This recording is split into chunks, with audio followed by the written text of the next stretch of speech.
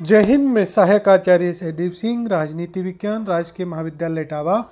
आज हम अध्ययन करेंगे राजनीति विज्ञान की परिभाषाएं समसामयिक दृष्टिकोण के संदर्भ में या आधुनिक दृष्टिकोण के संदर्भ में। इससे पूर्व हमने परंपरागत राजनीति विज्ञान की परिभाषाएं, परंपरागत राजनीति विज्ञान का क्षेत्र, इन चीज़ों का अध्ययन किया था। अब हम आधुनिक परिभाषाओं को देखेंगे कि आधुनिक परिभाषाओं में क्या चेंज आया है। मुख्य रूप से आधुनिक परिभाषाओं में बड़े व्यापक परिवर्तन हुए हैं द्वितीय विश्व युद्ध के बाद से, और इन परिवर्तनों के दो कारण हैं।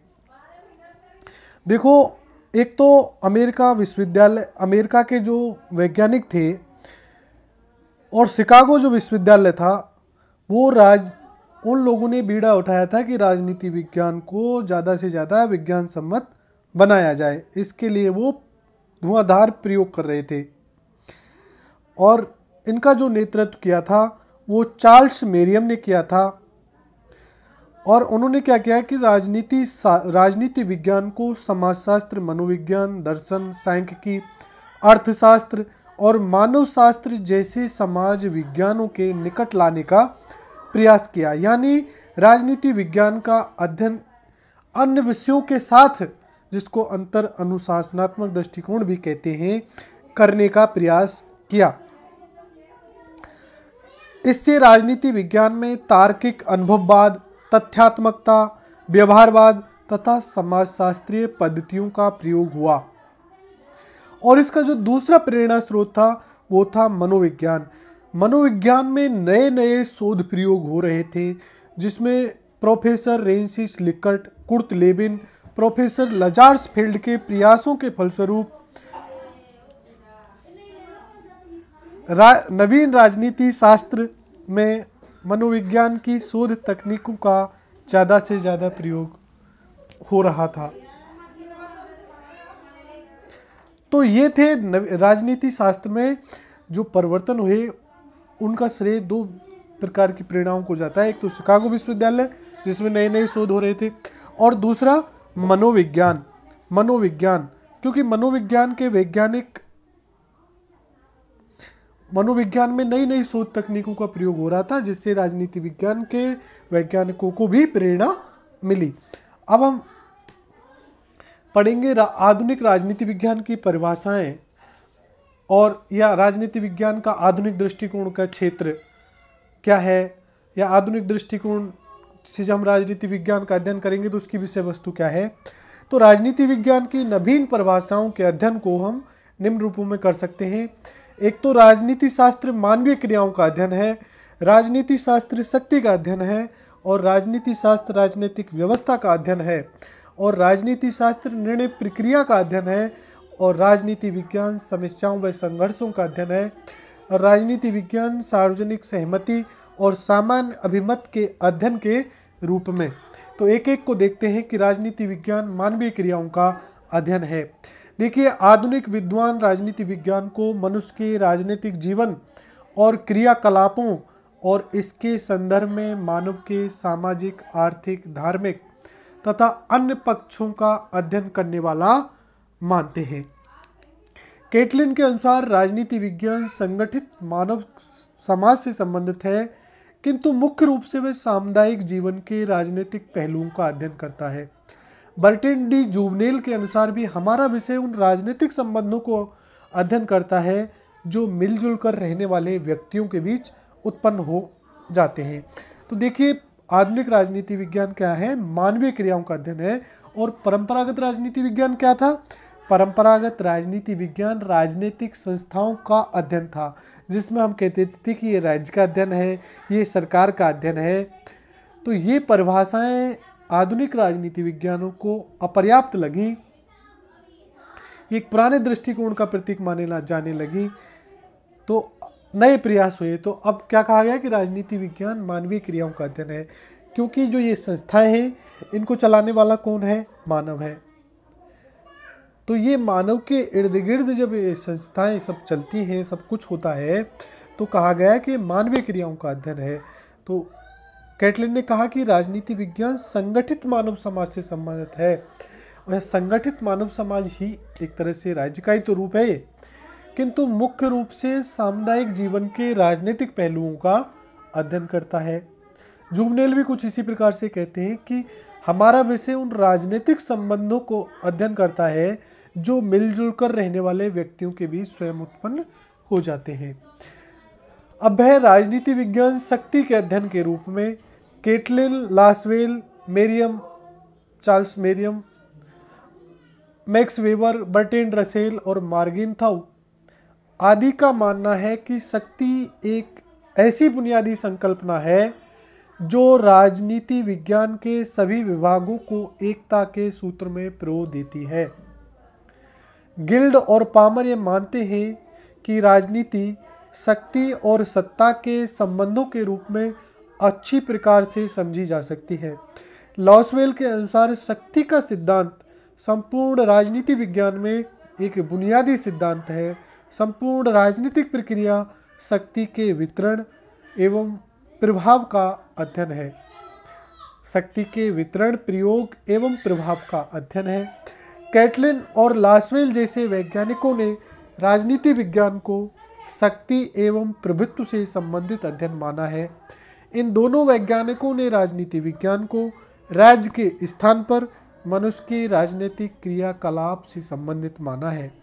इनका ऐसा मत है चूंकि मनुष्य का राजनीतिक क्रियाकलाप प्रभुत्व एवं नियंत्रण की क्षमता की प्राप्ति से संबंधित है, इसलिए राजनीति विज्ञान प्रभुत्व व नियंत्रण की क्षमता की प्राप्ति से संबंधित है। इसलिए राजनीति विज्ञान में प्रभुत्व व नियंत्रण को ही अध्ययन का केंद्र माना जाना चाहिए।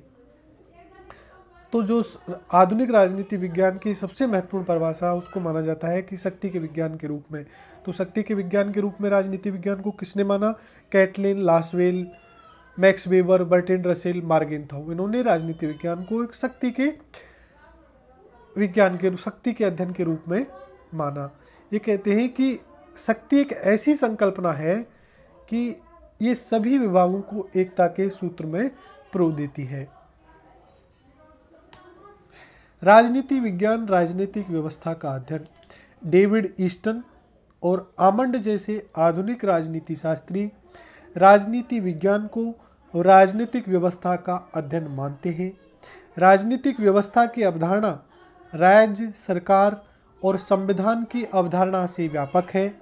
राजनीतिक व्यवस्था के अंतर्गत राज्य सरकार की औपचारिक संस्थाओं के साथ साथ उनके प्रभावित करने वाले अनौपचारिक तत्वों के अध्ययन को भी शामिल कर लिया जाता है। ईस्टन ने अपनी पुस्तक पॉलिटिकल सिस्टम में 1953 में राजनीति विज्ञान को समाज में मूल्यों के आधिकारिक निर्धारण का अध्ययन माना। इसकी व्याख्या करते हुए कहा जा सकता है कि ईस्टन ने राजनीति के अध्ययन में 3 बातों को महत्वपूर्ण माना। पहली मूल्य, दूसरी आवंटन और तीसरा आधिकारिक। तो मूल्यों से ईस्टन का अभिप्राय है समाज में मिलने वाली वैसी वस्तु, लाभ, सेवा, सुविधा आदि से है जिन्हें मूल्यवान समझा जाता है, जिनकी कामना की जाती है, जिनको प्राप्त करने की इच्छा की जाती है।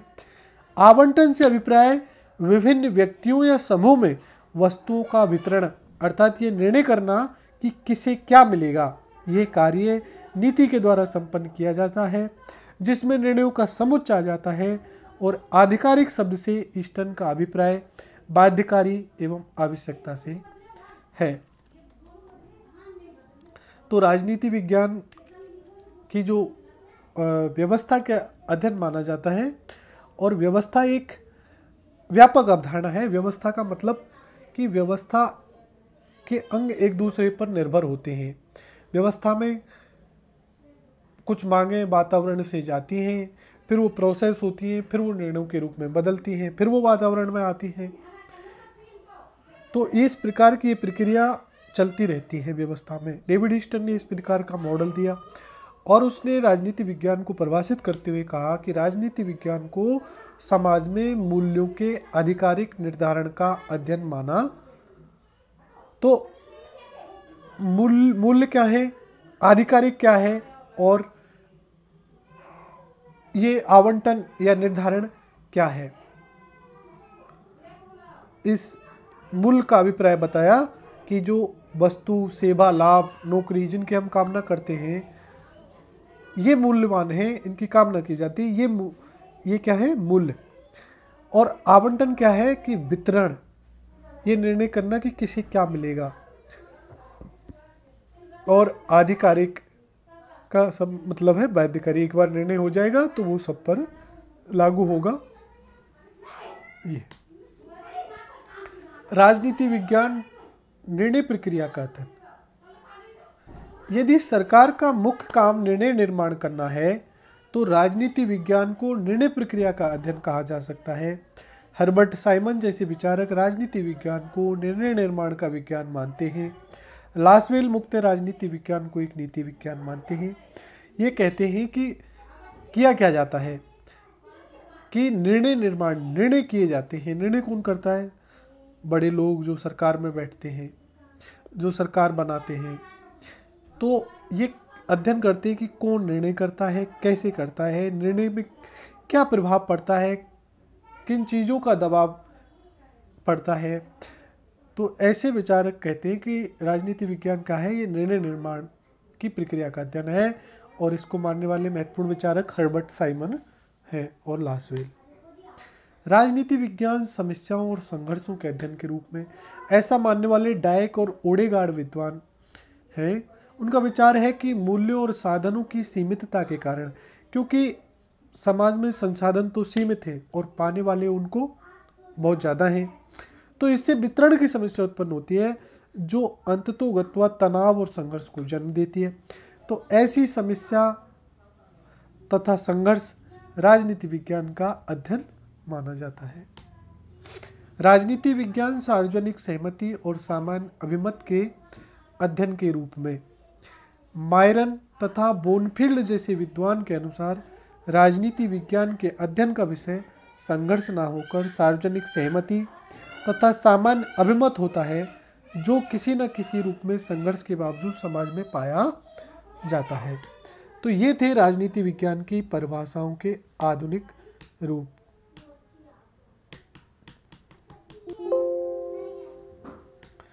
किस रूप में पढ़ी हम? मानवीय क्रियाओं के रूप में, शक्ति के अध्ययन के रूप में, राजनीतिक व्यवस्था के अध्ययन के रूप में, राजनीति शास्त्र निर्णय प्रक्रिया के अध्ययन के रूप में, समस्याओं और संघर्षों के अध्ययन के रूप में, और सार्वजनिक सहमति तथा सामान्य अभिमत के अध्ययन के रूप में।